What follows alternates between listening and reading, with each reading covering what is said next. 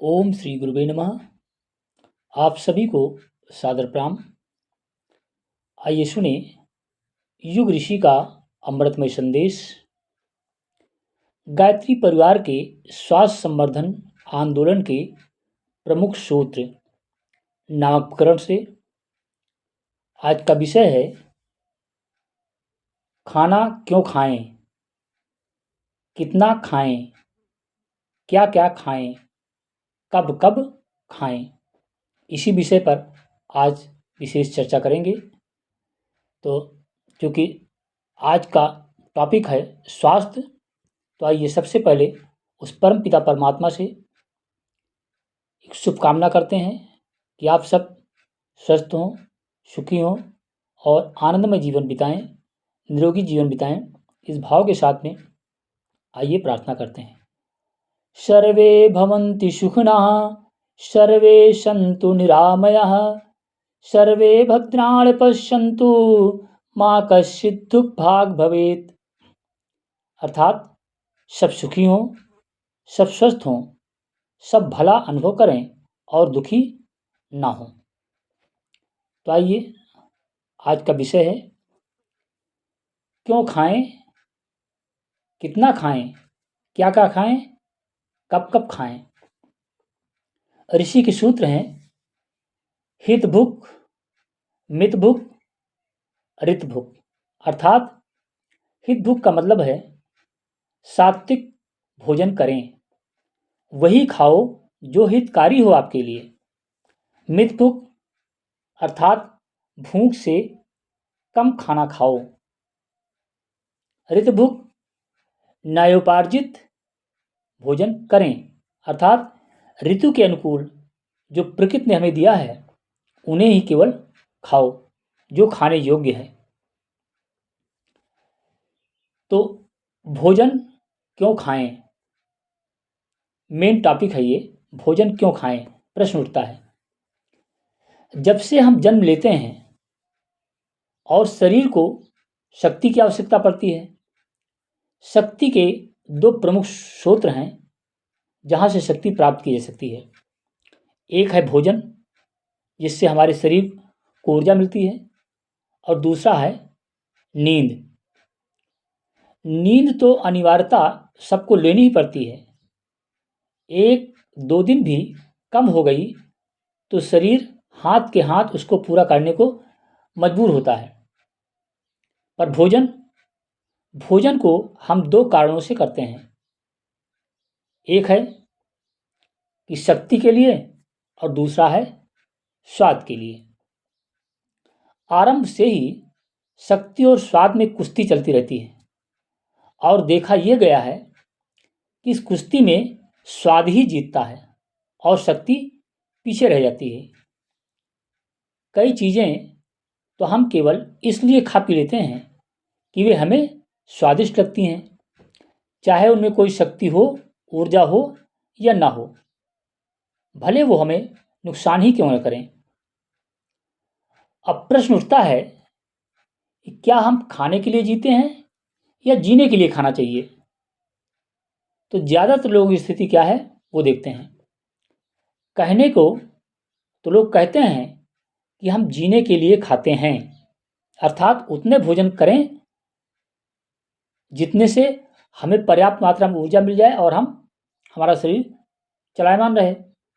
पर वस्तुतः ये पाया जाता है कि हम खाने के लिए ही जीते हैं, अर्थात ईश्वर ने हमें मुख क्या दे दिया है, बस दिन भर कुछ ना कुछ मुख के अंदर जाना चाहिए। खाते रहें खाते रहें खाते रहें, कोई मतलब नहीं उससे कुछ ऊर्जा मिल रही है, कुछ शक्ति मिल रही है, कुछ पौष्टिकता मिल रही है, नहीं मिल रही है, कोई मतलब नहीं। बस हमें तो केवल 24 घंटे जब तक सो रहे जाए तब तक कुछ ना कुछ मुंह में जाना ही चाहिए।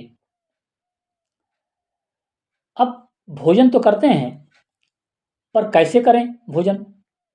प्रकृति ने बहुत सारे खाद्य पदार्थ हमें दिए हैं, तो हम खाना पका कर क्यों खाते हैं। ये तो हम कहते हैं कि खाने की वस्तुओं में कई कीड़े इत्यादि रहते हैं, बैक्टीरिया, फंगस, अतः हम पकाकर भोजन खाते हैं। पर मुख्यतः स्वाद के लिए ही पकाकर खाते हैं। यद्यप हम जानते हैं कि पकाने से भोजन की पौष्टिकता निश्चित रूप से कम हो जाती है, फिर भी स्वाद व सुविधा के लिए हम भोजन को पकाकर ही खाना चाहते हैं। अब प्रश्न उठता है, कितना भोजन करें? तो एक सामान्य व्यक्ति को हर रोज लगभग 2000 कैलोरी का भोजन करना चाहिए। जिस व्यक्ति के शारीरिक श्रम अधिक हो वो 10-20% अधिक अर्थात 2200 से 2400 कैलोरी की क्षमता का भोजन कर सकता है, लेकिन जिनका शारीरिक श्रम कम हो उन्हें 10-20% कम अर्थात 1600 से 1800 कैलोरी ऊर्जा का भोजन पर्याप्त है। पर अक्सर कैलोरी का माप रख पाना आसान नहीं होता है, तो ऋषि ने सीधा सूत्र दिया है कि जितनी भूख हो उससे कम भोजन करें, या दूसरे शब्दों में ये कह सकते हैं कि खाते खाते जब भारी लगने लगे उसके पहले खाना छोड़ देना चाहिए। और तीसरा सूत्र क्या दे रहे हैं ऋषि? युग ऋषि तीसरा सूत्र ये दे रहे हैं कि जब भी एक मान लीजिए पूरा शरीर है तो शरीर में आधा पेट ही भोजन करें, आधा पेट भोजन करें और आधे में फिर आधा पानी और हवा के लिए छोड़ दें, तभी भोजन का सही ढंग से पाचन हो पाएगा।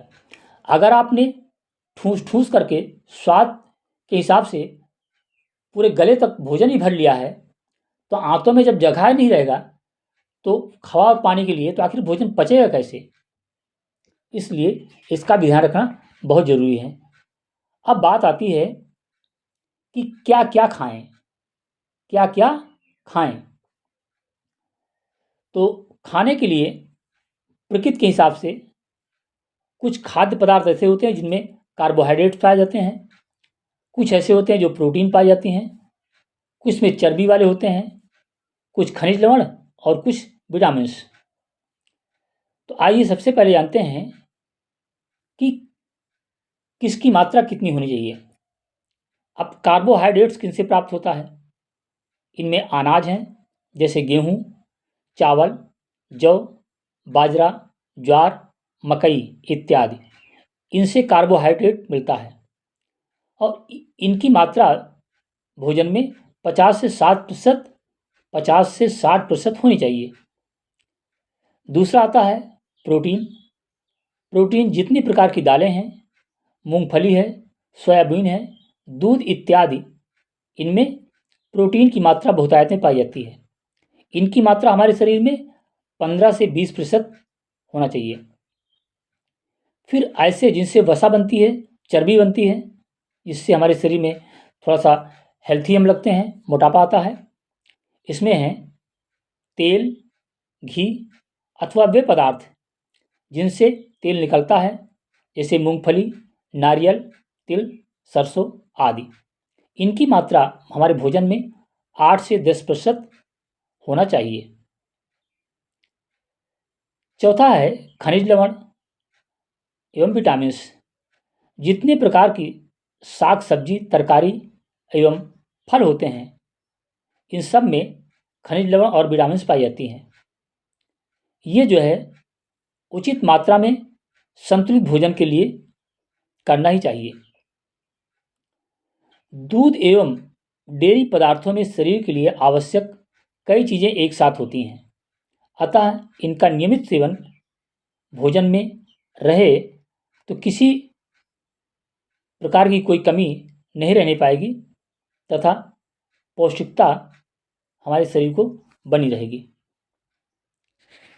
अब प्रश्न उठता है कब कब खाएं? तो कब कब खाने में एक सामान्य व्यक्ति को वैसे तो भोजन केवल 2 बार ही करना चाहिए, और इस शरीर के अंदर अगर कुछ हम इन करते हैं तो इनके लिए जो होता है सूर्यकाल, सूर्यकाल में इन करते हैं, और इस शरीर से जो आउट करते हैं वेस्टेज, उसका काल होता है चंद्रकाल। अर्थात जब सूर्य इस धरती पर दिखाई पड़े, पृथ्वी पर दिखाई पड़े, तभी तक हमको भोजन करना चाहिए। अर्थात इसका मतलब है कि रात्र का भोजन बिल्कुल नहीं करना चाहिए। और जो आउटपुट है, जो निकलने वाला चीज़ है, वेस्टेज जो निकालते हैं, वो चंद्रकाल में अर्थात रात्रि में।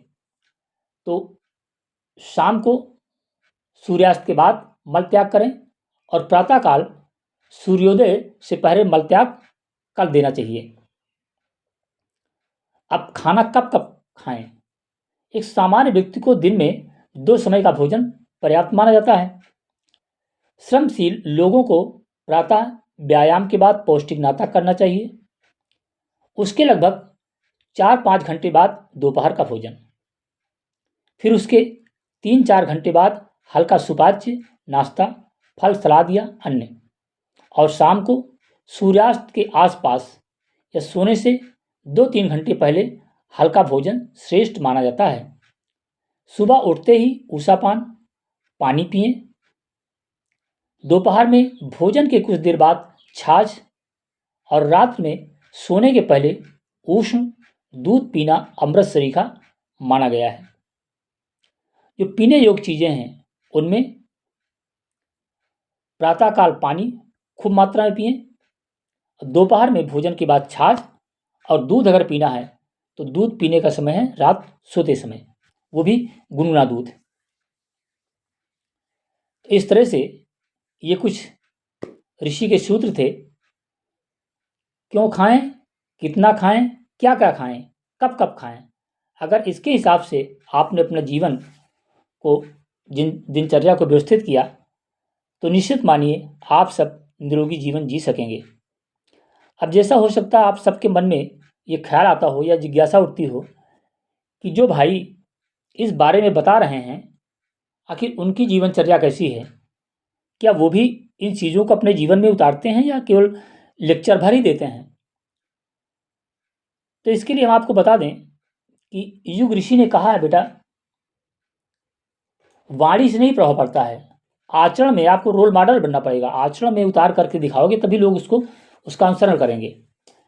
तो अपनी जो जीवनचर्या है, करीब 24 साल हो गए इस गायत्री मिशन से, गायत्री परिवार से जुड़े हुए, दीक्षा लिए हुए, शांति हरिद्वार में जाकर के दीक्षा लिया, तब से ही हमने अपनी जीवनचर्या को पूरी तरह से बदल करके रखा है।